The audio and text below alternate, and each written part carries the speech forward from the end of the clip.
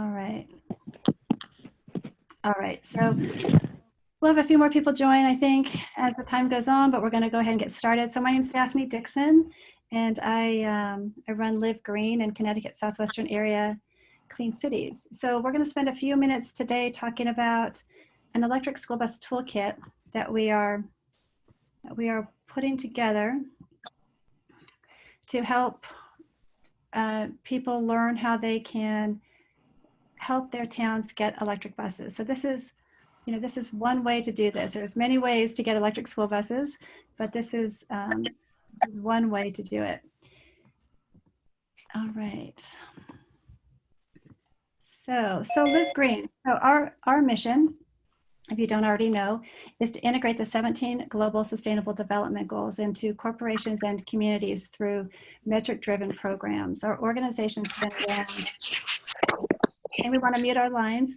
Our organization's been around for a while, since around 2008, and we did a lot of events and a lot of gatherings over the years. And then in the last year, hi Patrice, and then in the last year or so, we've really developed an interest in doing more programs and trying to actually work with more communities to really get projects done. And Clean Cities is one of our major programs. And Clean Cities is a program that comes out of the Department of Energy's Vehicle Technologies Office. We are one of 85 coalitions from around the country. And really what we do as Clean Cities coordinators is we really work with businesses and municipalities and any kind of fleet who is interested in transitioning to electric vehicles. So we are a resource for people to use in their transition. And what we're really excited about is electric school buses. So that's what we're here to talk to you all about today. And what we're really looking for is we're really looking for people. We're really looking for people who want to be the champion in their town for electric school buses, and for people who want to take the lead and figure out how to do this. So we need superheroes. We need a team of superheroes to do this, because this is not necessarily an easy thing to do, and it takes a team of people to really get these electric school buses going in our towns. So again, we're really looking for people who want to not just learn about electric school buses or hear about it, but we're looking for people who say, sign me up. I want to talk with a group every single week to help support me, to help support my town, learn how to do this. So this is an active, collaborative group of people that we're looking to support, people who really want to take action, who really want to make things happen, who really want to get these electric school buses into their towns. So just a brief overview, as I understand it, there's really these sort of 5 main things when it comes to electric school buses in getting them into your town. There's outreach and education. There's building a team.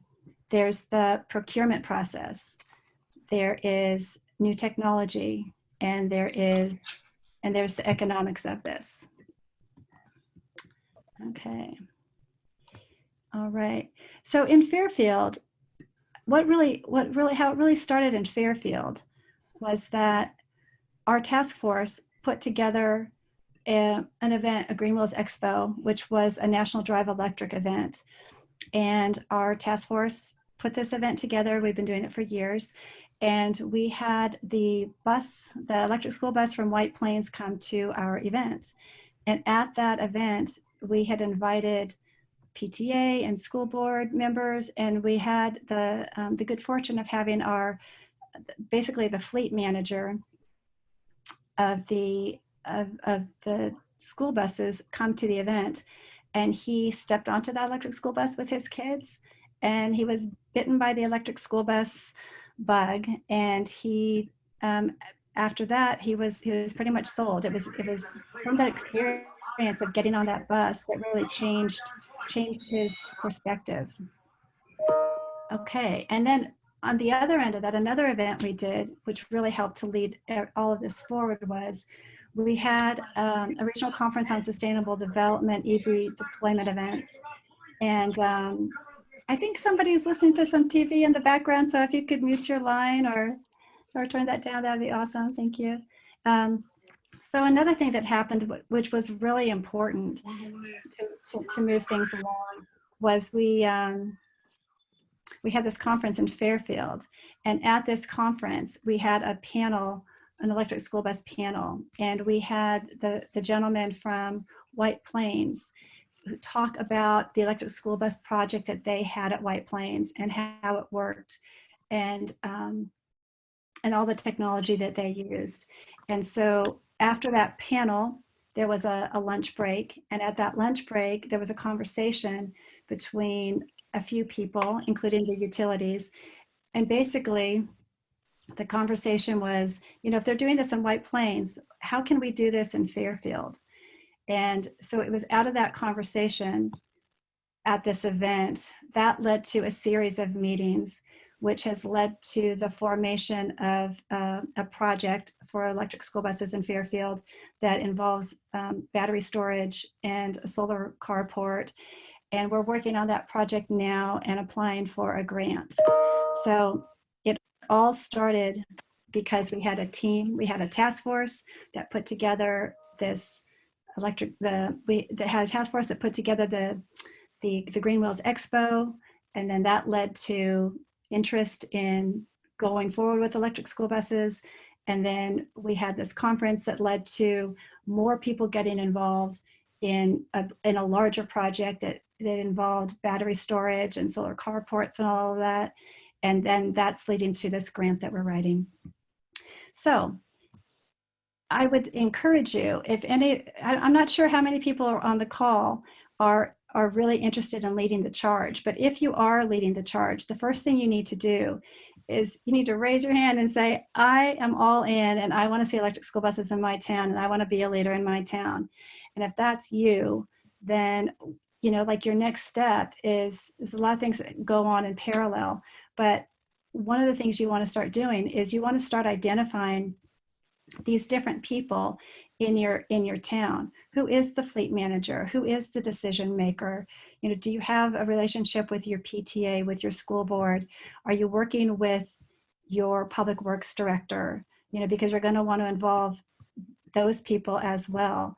All of the people listed on this, these are all people that you're going to want to have part of your team, your electric school bus team. Okay, let's see. Just trying to move forward here. And it seems like my slide might be a little stuck. Oh, there we go. All right. So the procurement process, this is something you may or may not know, but something I think is important to understand. So in Fairfield and in a lot of towns, the towns don't own the buses. I think most of us have service providers. So the way the process works is that the fleet manager for the school buses, they write the RFP. They write an RFP that includes a lot of different things. That RFP goes out, and then a service provider, they bid on it, and a service provider is chosen. Now the service provider has a couple of things that they also have to do. They have to they're the ones that they buy the buses. They buy the buses and they buy it from the school bus manufacturers. And they also typically in these RFPs are responsible for figuring out what the infrastructure is going to be. So it gets a little complicated. So I just want to go over these different parts. So in the RFP, so with Fairfield example, these are the kinds of things that go in an RFP, including the cost. That's a very important part of it. But these are the parts of the RFP. And then these are the service providers. I think you're all pretty familiar with these service providers. And then of course there's 4 or so bus manufacturers. And then there's charging infrastructure. And there's a lot of different types of charging infrastructure you can get when you're doing these electric school bus projects. What I want to emphasize more than anything is every project is different. Every town is different. Every location, every bus depot is different. Like, for example, Greenwich and Stanford, I've learned through Alex, they share a bus depot. You know, the bus depot in Fairfield doesn't have a lot of big buildings around it. Like every town is different. And so if you're the electric school bus champion in your town, one of the things you want to do is you actually want to go and look at your bus depot. Where are these buses? Where are they housed? So in an ideal RFP process, so we've talked about these specifications. These are the different things that would go in an RFP. The other thing that's really important to know is the grant requirements. There's a lot of different kinds of grants. We all know about the VW grants, or most of us know about the VW grants. There's also Diesel Emission Reduction Act grants, and there's Connecticut DERA grants, and there's also Department of Energy grants. The grant that we're going for in Fairfield actually is a Department of Energy grant. The VW grants, it's important to know that one of the stipulations of the VW grants is that when you apply, if you apply for a VW grant, you cannot have done an RFP. So you have to apply if you want VW funding, and those funding opportunities are going to come up probably starting in June. You can't have already done an RFP. If you have done an RFP process, you're not going to be eligible for VW grants. There's other grants, but so every grant is different. So knowing grant requirements is really important. The other thing that's really important, and this goes back to your team, you need to be building this team, is at some point you'll want to talk with your utilities and find out like what kind of charging infrastructure are they interested in? What kinds of, and it goes also back to the site. Where is the site and what are some opportunities? And your public works director. You'll need to work together with your public works director because you need to find out what kinds of projects does the public works director have experience with, how much interest does your public works person have, what kind of interest does he or she have in doing some sort of charging infrastructure that would help the town. And these are questions you cannot answer on your own. These are questions that you really have to get in dialogue and conversations with your team members. And a lot of times too, you want to involve conversations between public works directors and utilities because again, all of these projects are site dependent and they all have their own, every town has its own idiosyncrasies. So the service provider. So we have the school, they do the RFP. The RFP goes out to the service provider. So let's talk for a moment about these service providers. So these are First Student and DADCO. So, and many, many others. So they're in the business of providing bus services for schools. They have certain cost models. They have to, when they accept these contracts with the schools, they have to make sure that they're going to make some money because they're a business and that's what they need to do. So they have their standard their standard operating procedures that they have used for years with the diesel buses. So what's new about these electric school buses is that they're still learning on the full picture of the economics. So a lot of these contracts that the schools have with the service providers, a lot of them are 5-year contracts. Some of them are 5-year contracts with a option to renew for another 5 years, but a lot of them are 5-year contracts. And one of the issues is that with electric school buses, you don't really start to see the savings. You really have to look at like a 10-year stretch of time because a lot of the savings you get is because of the maintenance costs. And to really see that return, you need like a 10-year time frame. So these service providers are trying to figure out the economics of how to make this work. The other thing is electric school buses are pretty new, and there's not a lot of them. There might be some, but there's not a lot of them that have been around for 10, 12 years. And so the service providers are kind of trying to figure all of this out. The service providers are also responsible, typically in these contracts, to figure out the charging infrastructure that's going to go with these school buses. And if they're not given input from other people, they're probably going to just do a charging infrastructure that's going to be simple for them. They're not necessarily going to suggest these broader projects that have to do with battery storage or vehicle to grid or things like that. They're probably going to do something more simple. And then there's the school bus manufacturers.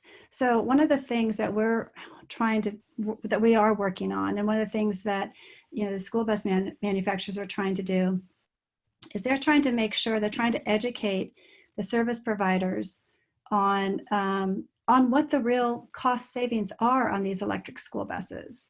And we're trying to facilitate more and more conversations between service providers and the school bus manufacturers so that they can sort of come to terms on the cost savings that the electric school buses really do provide. Okay, so another thing, if you want to get, as we've talked about a little bit, one of the things you really want to start learning about is when you're doing these projects, you want to bring in an electric school bus to your town, you want to bring electric school buses into your town, you need charging infrastructure. And then we talked a little bit about, how can you make this a really interesting project? And one of the reasons you want to make it an interesting project is because if you're looking for grants, which we all need to get these school buses, one of the things that to be a successful grant is they like interesting projects. And so there's a lot of people that just want electric school buses and to plug them in. But if you want to sort of stand out, you want to have a project that has other components to it. Battery storage, load management, managed charging, all these different kinds of things. And again, these new technologies, these are things, these types of projects, you really need to develop that team. You need to have several meetings and figure out what's the best project for your town, what's the best technology for your town, and how can the utilities, what's the best, what's going to help them, and the better it is for the utilities, the more they will potentially support something like this.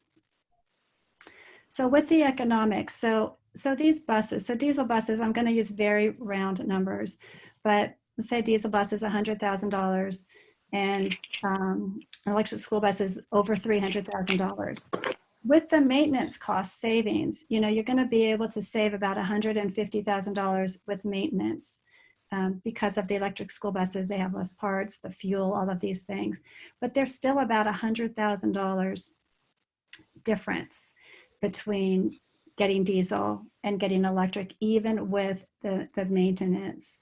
And so this is why you need the grants, because there's still that chunk that has to, we have to get through now. I think Matt was on the phone.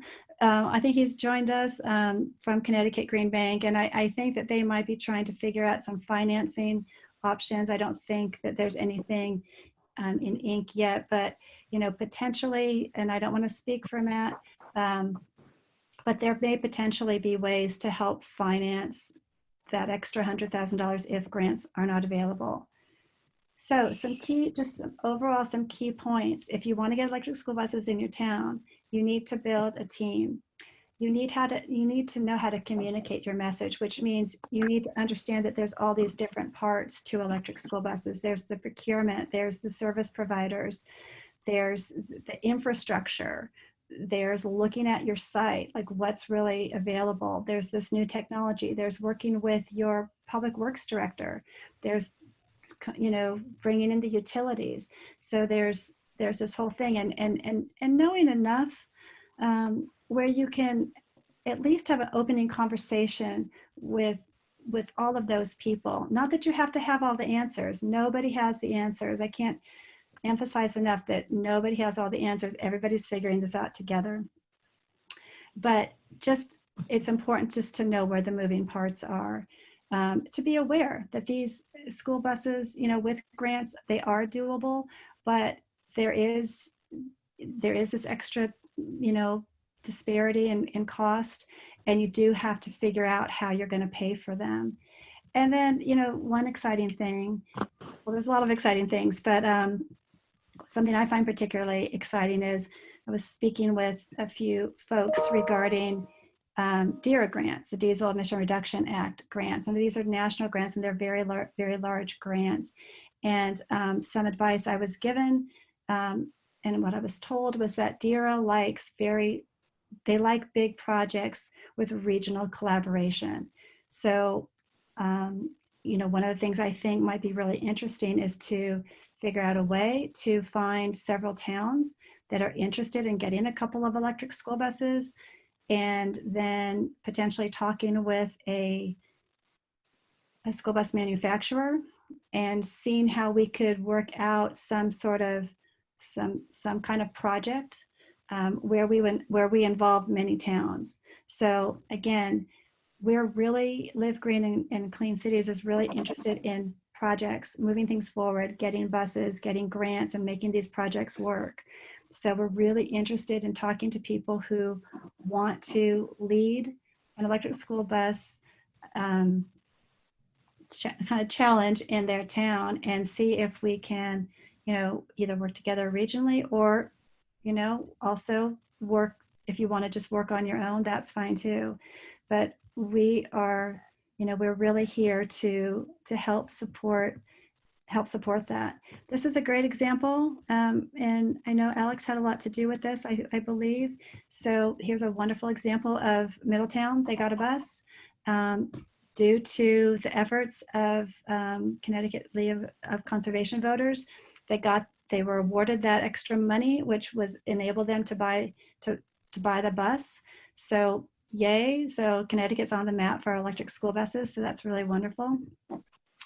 And so what our commitment to you all here on the phone, and our promise to you, is that we are delighted to have a weekly 1-hour session starting next week, to talk with those folks that want to be school bus champions in their town, and to start where you are. So what can you do first? Most of you are part of a task force, so you kind of already have that team. You'd want to identify other team leaders that you would want. Are you working with your public works director? Do you know who the fleet director is? All these kinds of things. Start looking at who your team is, and then next week we can start going to the next steps.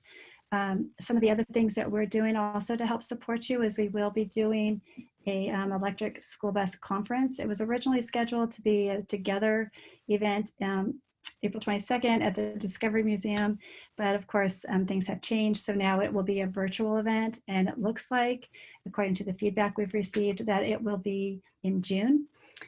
So we will invite you to come to that to get more resources. We'll have some subject matter experts at that should be helpful. We also had a site visit planned to White Plains to look at those school buses and their charging infrastructure. That was scheduled for March 11th, which unfortunately got canceled, postponed, and we're working on ways to either do a virtual one or figure something out where we can share that technology with you. So those are some of the outreach events that we're looking to do. If you're not in a position to do your own outreach events, and or you just want to take advantage of ones that are already being planned, that would be great. And you can invite some of your team members to come to these events. I know that with the site visit, we had a couple of towns, I believe it was Greenwich and West End, that we're going to bring some decision makers to come to these things and learn what they could do.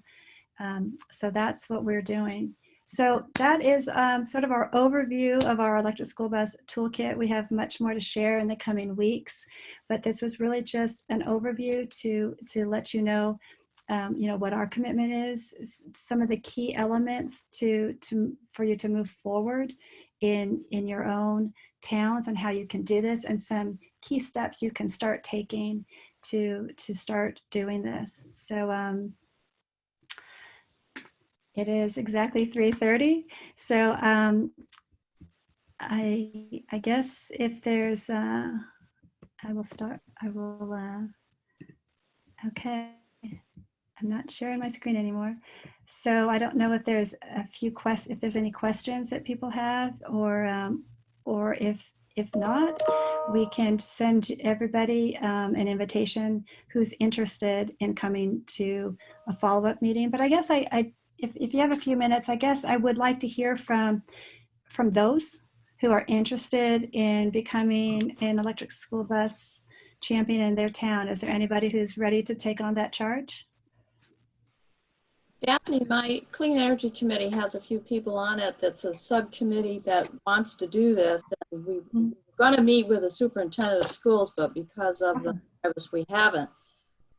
They asked me if I could send them a copy of your talk, which was great.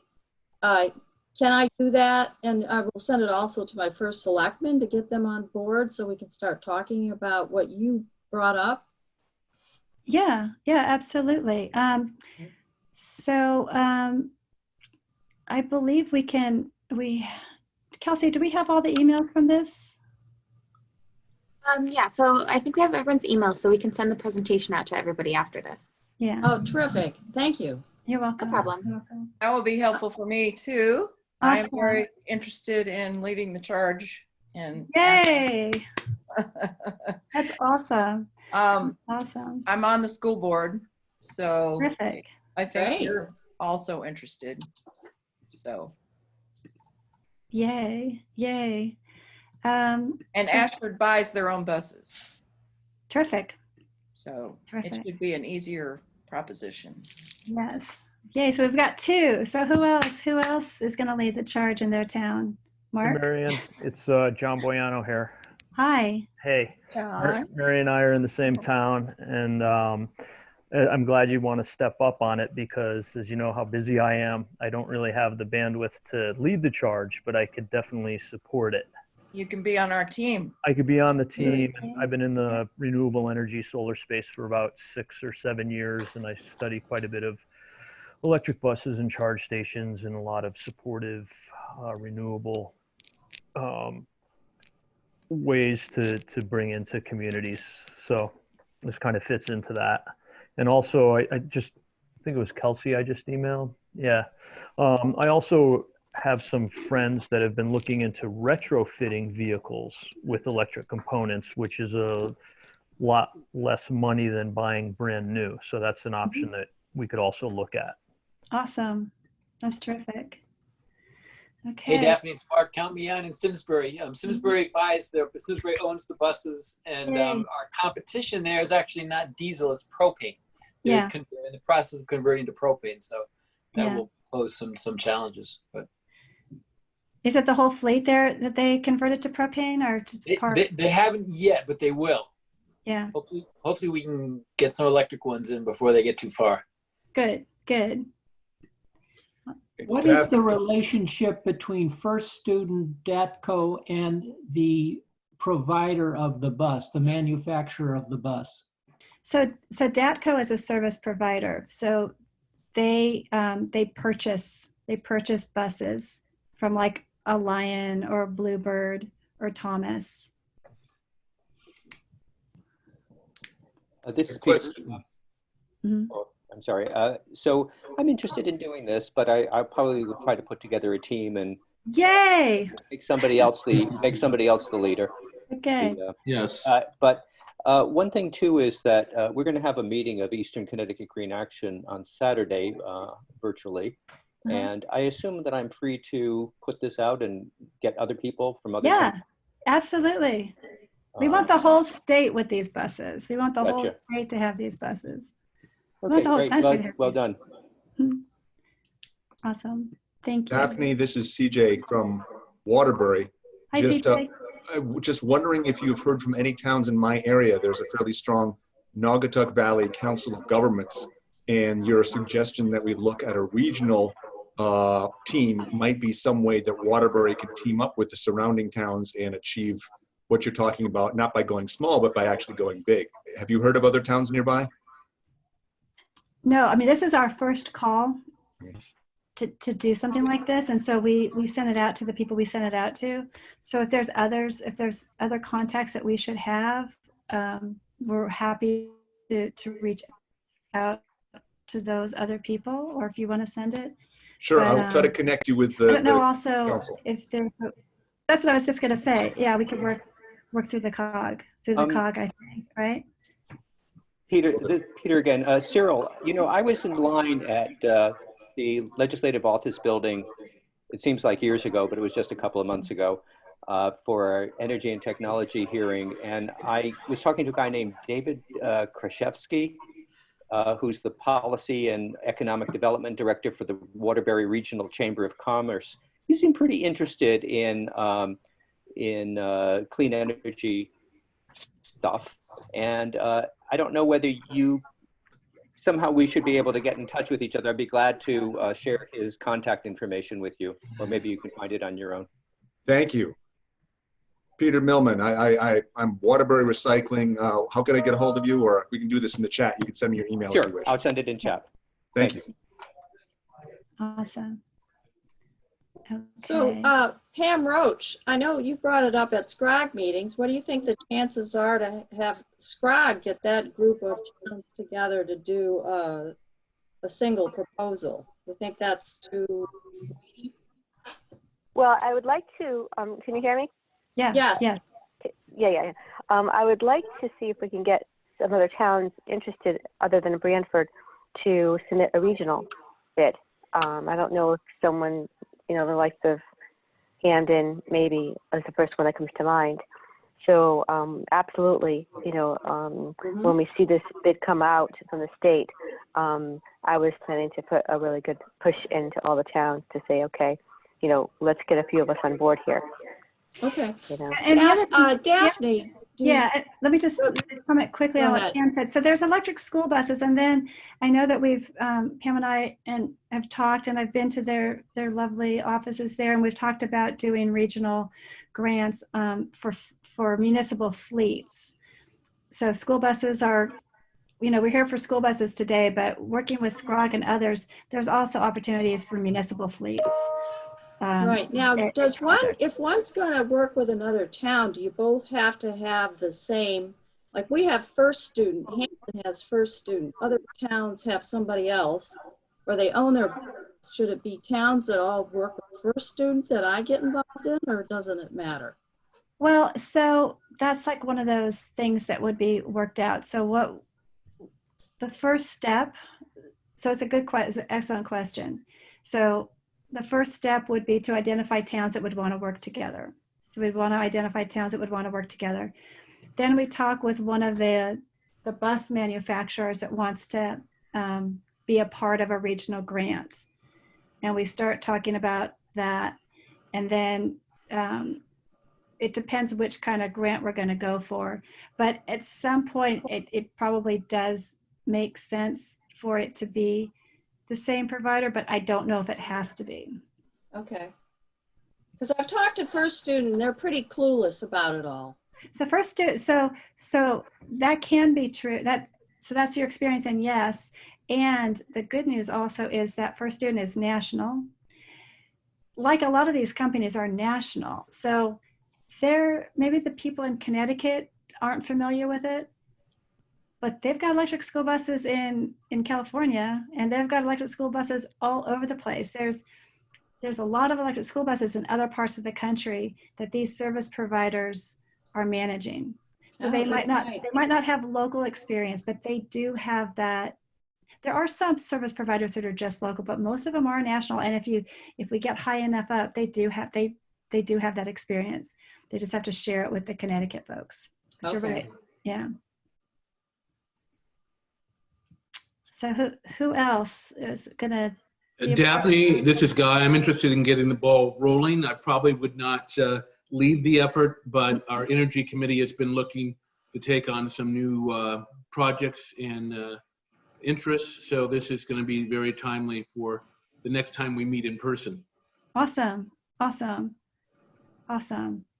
So that's great. So what we would like to do is we would like to put together what we would think would be some next steps. So for everybody who's interested in taking that next step and either being the champion or finding the champion or being part of the team, we'll, in the next few days, we will send you out, kind of like what that next step would look like, so that not that you have to do the whole thing or not that you have to do anything perfect, but just some guidelines to get you started so you can start getting some momentum, so that when we talk next week, everybody will have a little something that they potentially could share, have some momentum going, maybe have some new questions that they didn't have before, maybe bring some more members of their team together, so we can kind of start forming this sort of container of us all working on this together. Because one thing I know for sure, if a group of smart, committed, passionate people focus on one thing, there's one thing that's going to happen, and that's they're going to reach that goal. So I know the more of us we have that are focused on that goal, I know that we can get there. I know we can get there together. So is there anybody else who has a question or who wants to share that they're really interested in their town being a part of something like this? One small question, I think this may be something other folks have covered. Waterbury's presently applying to join Sustainable CT, as most municipalities throughout the state have. We're trying to play catch up on it. And could anybody talk about what electric buses could mean in terms of earning points towards Sustainable CT status? That's an excellent question. And I've reached out to Sustainable CT a few times. I haven't heard back from them yet, but we would really like to partner, or that might not be the right word, but I really think that I think these efforts, even leading up to the electric school buses, should somehow garner points for Sustainable CT. So I'm not quite, I know Lynn, but I'm not sure what the process is to, because I haven't heard back from them yet when I've contacted them a while ago to see if they would want to, if they were interested in Clean Cities helping to support points and the certification process, and I just didn't get any traction. So if you or anybody could help me with that, suggested, hey, we want to do this thing, and maybe there's a way that a lot of towns could start working on points. If you could help us with that, I would really appreciate it. Well, I will try. There's a Sustainable CT kind of coffee clutch that's formed now via Zoom, and she's been doing it. Linda's been doing it almost every week. And so it's just very casual, and I can simply just raise the point, says, hey, what about that with electric buses, and how could that affect a town earning points going forward?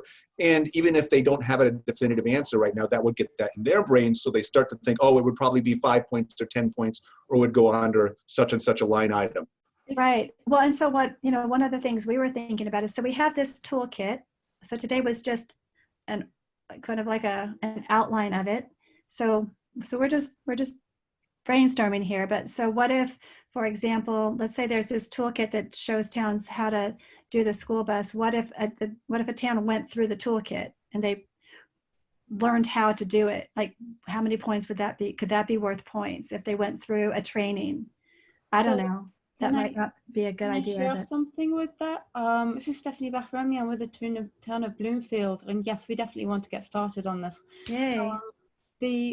So you can take a look at, for example, procurement of sustainable products. You can get points for that. If you go into town, so this would fall under that category. If you take a look at Sustainable CT and just take a look at all the different actions, there is going to be something in there for school buses, for clean transportation. It might be under thriving communities. Yeah. Sure, but I definitely plan on using this for a number of different actions, actually. The one I want to push for is when you look at the numbers of people who are really succumbing to this virus, who are actually dying from it, not just people getting it. They are people who live in communities with high pollution levels, and the whole of Connecticut struggles with high pollution just from its geography. We're downwind of a lot of industries, but we also have very poor culture as far as like just leaving our engines running while we're texting on the phone for 10 minutes. you know, so we do have to change things at the cultural level. But one thing we can push for maybe is starting some of these electric school buses in the poorer communities. We're probably most more likely to get the grants for that. Yeah. In those communities, I know in Bloomfield we have 2 Bloomfields. We have one that's a little bit more affluent, let's just say, and then one that's sort of the north end of Hartford, which probably is where I think we should start as a community. Is let's see if we can get electric school buses that serve that part of Bloomfield. Yeah, that's awesome. That's just my 2 pence. Yeah, that's a really great point. And yeah, the air quality was at a deep meeting this morning, and there's another presentation on air quality, and it's in the meeting today. They were focused actually on southwestern Connecticut and the corridor. You know, all the towns along the corridor there. Terrible air. I mean, the whole state does, but you're right. There's certain pockets that are more urban, hard hit. Yeah, you'll see if you follow over the summertime, especially, you can see the air quality, or Air Now, I think it is. And every year we get more and more days where the air, I mean, you feel it catching in the back of your throat. You know when it's a bad air day. Yeah, there was 24 last year, 24 bad days. Yeah, which is actually down from other years. It's down, but it's still too many. It's still too many. But I think it's a good point. There's a scientific paper that just came out that did show a correlation with COVID severity in air pollution. A great argument to make for electric buses, in addition to the fact that California is labeled diesel fuel a carcinogen. So the health part is a good argument. Absolutely, because we all know that the bad air quality exacerbates asthma, or can even create and start lung issues. And in this environment, none of us needs compromised lungs. And that's something I have been thinking a lot about, how this does, you know, it is very, you know, in season, these kinds of projects, because we really do have to be careful, especially now, of the air in our lungs. Can I ask 2 questions? The first of all, well, I think they're both to do with procurement. Number one, do you think it would be beneficial if we partnered with other towns nearby? I actually put this in a chat question, but I guess it works better this way. So for example, if we partnered up with another town when it came to trying to get contracts with bus companies who were willing to do some electric school, you know, would it help, or no, not really? I'm not really sure how that works at a procurement level. Yeah. I mean, I think it does. I mean, I think the more of us in as many towns as possible that kind of start focusing on electric school buses, the word's going to get out that this is just where Connecticut wants to go, and it's going to build a lot of momentum. So again, I think the more we can collaborate, the more we can work together, and the more we can just start these projects, get our teams, we'll let the service providers know. I mean, we're planning on having some sort of training with the service providers. The Clean Cities is working to have some sort of training with service providers and the OEMs to kind of share some ideas and talk about, really what are the maintenance costs and what is the life expectancy of these electric school buses, and how can the service providers pass those costs on to the towns, and let the service providers know this is what people want. They want electric school buses. And I think if we sort of come at it like that, I think it's just going to have a cumulative effect. So I think this is a great start, and I can't thank you all enough for spending some time together today to talk about electric school buses. And for everybody who raised their hands, thank you, Sarah. For everyone for raising their hands and wanting to commit to this. And I'm so excited to speak with you all next week and to send out some next steps to see what you can do and how we can start working on all these things together. Thank you, Daphne. Thank you. Bye. All right. If you have any questions, feel free to email them to myself or to Kelsey, and we will. This is our #1 priority. So we're excited to hear from you, and anything we can do to help you, we are here. We are here to help. So we will send out information and a meeting invitation for next week. And be well. Thank you. Thanks, Daphne. Thank you. Thank you. Everybody. Thank you. Bye. Bye. Bye. Bye. Thank you.